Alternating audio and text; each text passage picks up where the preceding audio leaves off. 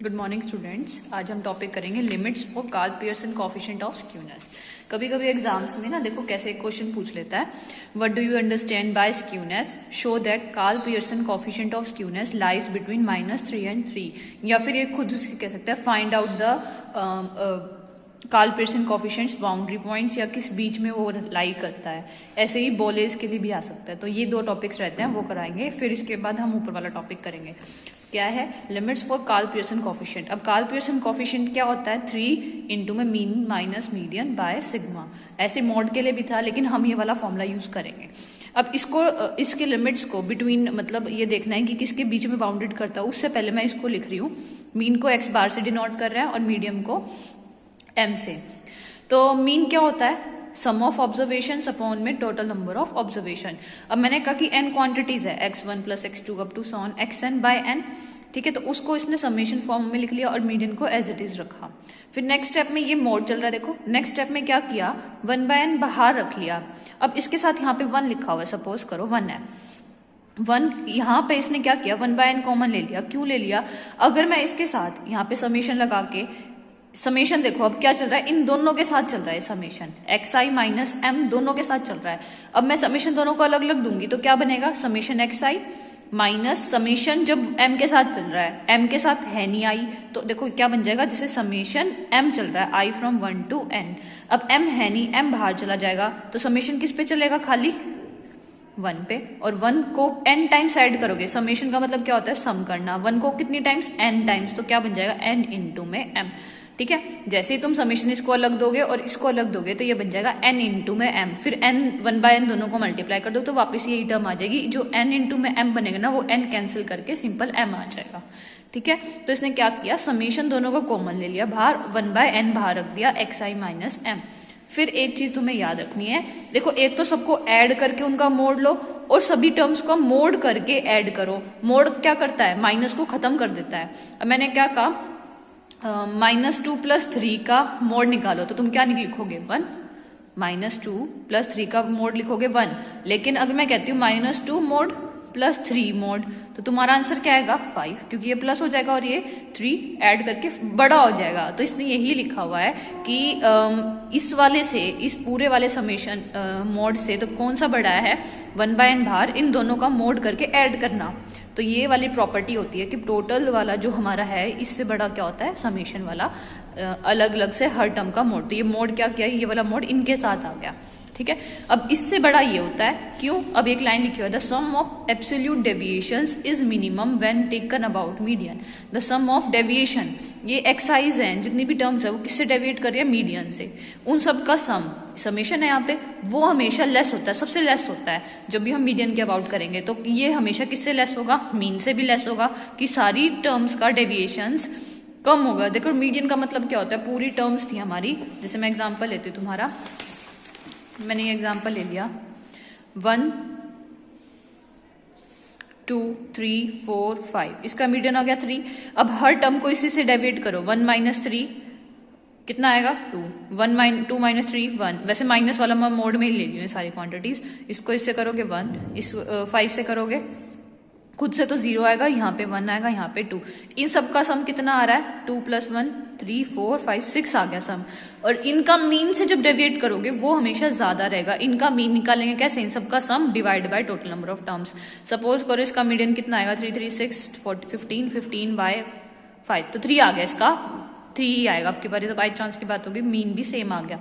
लेकिन ऐसा जब हमेशा नहीं होगा, सपोज करो इसका मीन आ गया 5, ठीक है, तो इन सब का जो डेविएशन होगा ना वो ज्यादा होगा एज कंपेयर टू मीडियन। तो इसने हमेशा ये चीज ध्यान रखनी है तुम्हें, sum of absolute deviation is minimum when taken about median, median के अबाउट लोगे तो ये क्या करा इसने, मीडियन से बड़ा कौन होगा, अबाउट मीन। तो हमने क्या करा, इस वाले से स्टार्ट किया था, ये वाली टर्म हमेशा लेस देन होगी इस टर्म से। अब हम स्क्यूनेस में यूज करेंगे, स्क्यूनेस का स्क्वायर लेके चल रहा है। स्क्यूनेस का फॉर्मूला क्या होता है, 3x बार माइनस m सिग्मा का स्क्वायर। ये तो हमारा फॉर्मूला है, देखो कोएफिशिएंट ऑफ स्क्यूनेस का 3 - x bar minus m by sigma, तो वो लिखा है।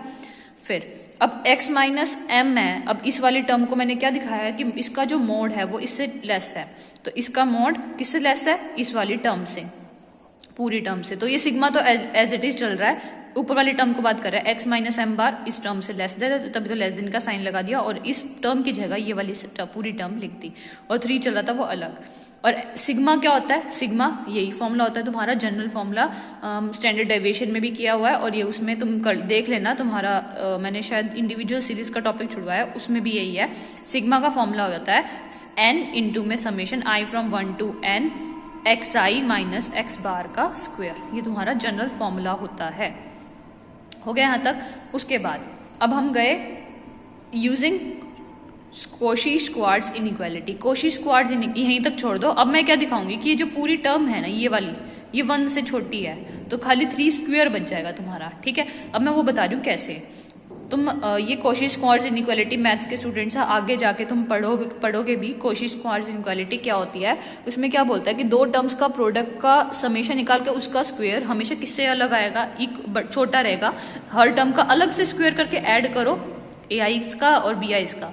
तो ये हमेशा वैसे भी ऑब्वियस चीज है, 1 और -1 है, उन दोनों का मल्टीप्लाई क्या होगा, -1, और फिर उनको ऐड करोगे तो वो माइनस वाली टर्म्स उनको उसके समेशन को छोटा कर देती हैं। यहाँ पे क्या कर रहा है, उसका स्क्वायर कर रहा है। पहले जितनी भी नेगेटिव टर्म्स होगी उनका स्क्वायर करोगे और फिर उनको ऐड करोगे तो बड़ी हो जाएगी टर्म्स। तो वो यही बात बोल रहा है कि समेशन दोनों के प्रोडक्ट का स्क्वायर करके निकालो और इनको less than equal to put कर से कौन सी टर्म बड़ी होगी सबका स्क्वायर अलग करके समेशन करके उनकी टर्म्स निकालो। तो ये वाली क्वेश्चन इक्वालिटी होते हैं, इन सबका स्क्वायर किससे छोटा होता है, ai का स्क्वायर का समेशन एंड bi की स्क्वायर के टर्म्स का समेशन।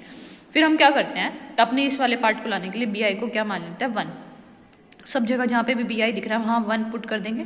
यहाँ 1 पुट किया तो ये समेशन खाली बच गया 1 के ऊपर। तो 1 को कितनी टाइम्स, समेशन का मतलब होता है ऐड करना, तो 1 को कितनी टाइम्स ऐड कर रहा है, n टाइम्स, तो इसकी जगह लिख दिया n, और बाकी एज इट इज चल रहा है। उसके बाद मैंने क्या किया, इस वाली टर्म दोनों टर्म्स को नीचे ले गई और ये बन गया लेस देन 1। अब कंपेयर करो इसको और उसको, इधर इसको ai मान लो, ठीक है, तो वही कर रहे हैं हम। अच्छा एक चीज देखना, यहाँ पे क्या करना है कि ये जो स्क्वायर था ना सिग्मा, ये स्क्वायर अंदर चला गया था, स्क्वायर देखो ऐसे हो गया था ये स्क्वायर, ठीक है, और ये सिग्मा स्क्वायर भी हो गया था। जब हम स्क्वायर जाएंगे तो सिग्मा स्क्वायर की वैल्यू लिखी हुई है ये मैंने, ठीक है, थोड़ा ध्यान रखना। सिग्मा स्क्वायर की वैल्यू लिखने के बाद इसको जब सॉल्व करोगे ना, तुम्हारा देखो यहाँ पे 1/n होता है फॉर्मूले में, यहाँ पे n की जगह 1/n होता है, ये सिग्मा स्क्वायर है।